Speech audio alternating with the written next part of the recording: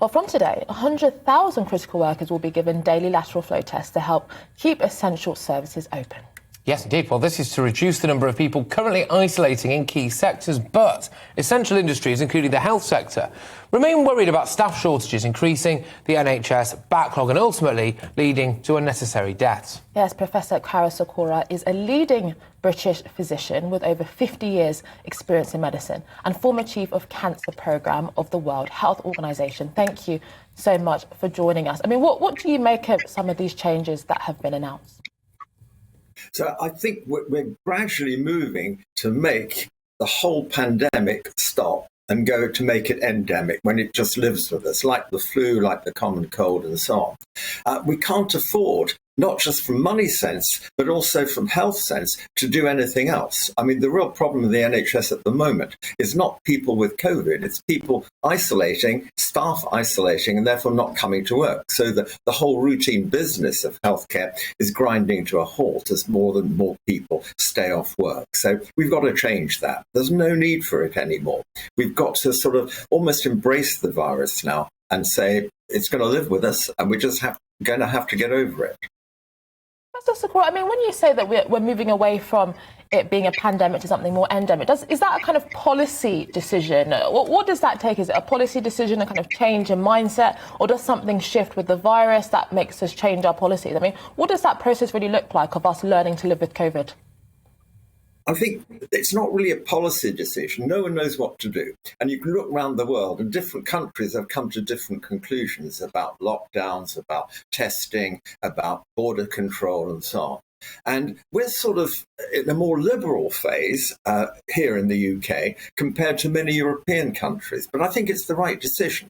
And it's the only way out of this. If we do the Australian approach with the shut borders, and we've seen the tennis star footage and so on, and really try and eradicate the virus, it just won't work. We've got to develop techniques to live with it, as we have with lots of other viruses.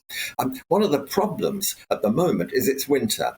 And in winter, the NHS is bad. You know, I've been a doctor for nearly 50 years, not quite 50 years. And every winter, exactly at this time, mid-January, everything grinds to a halt. Operations are cancelled, scans can't be done because there's a whole lot of people that come in with a variety of chest infections. And on top of that, we've got COVID now. So it's ground to a halt. And not having the staff is really damaging to the whole thing.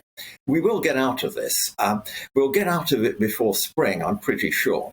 And I think the noises coming from government, 5-day only isolation, stopping routine testing in non-critical jobs, this is the way forward. This will get us out of it. Yes, OK.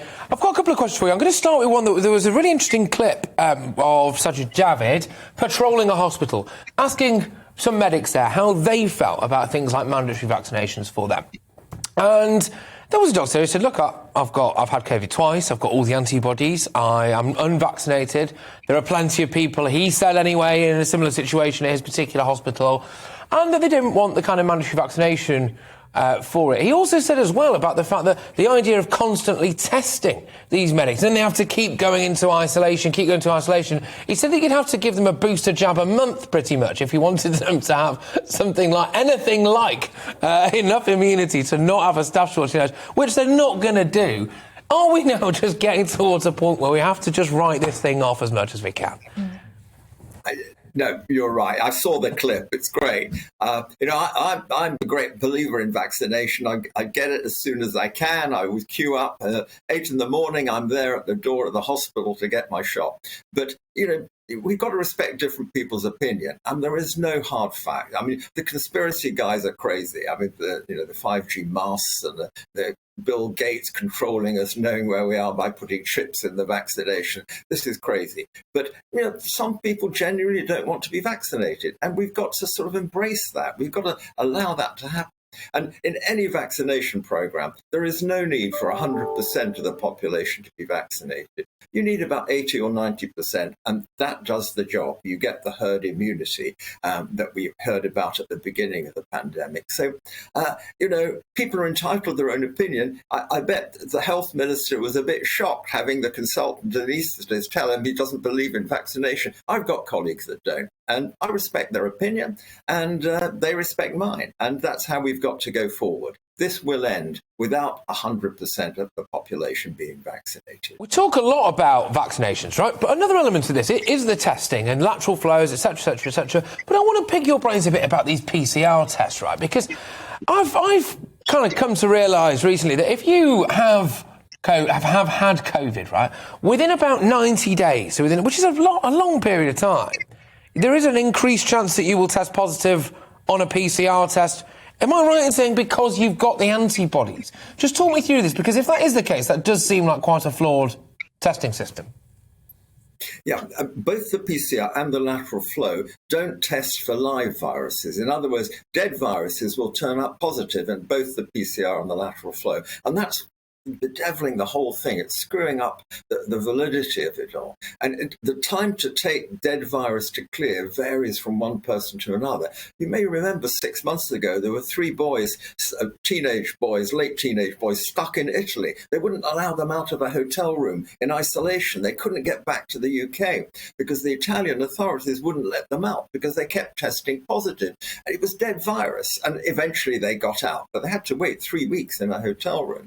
And that's just a misunderstanding. PCR is more sensitive than lateral flow, but in other words, the virus will persist on a PCR test compared to a lateral flow.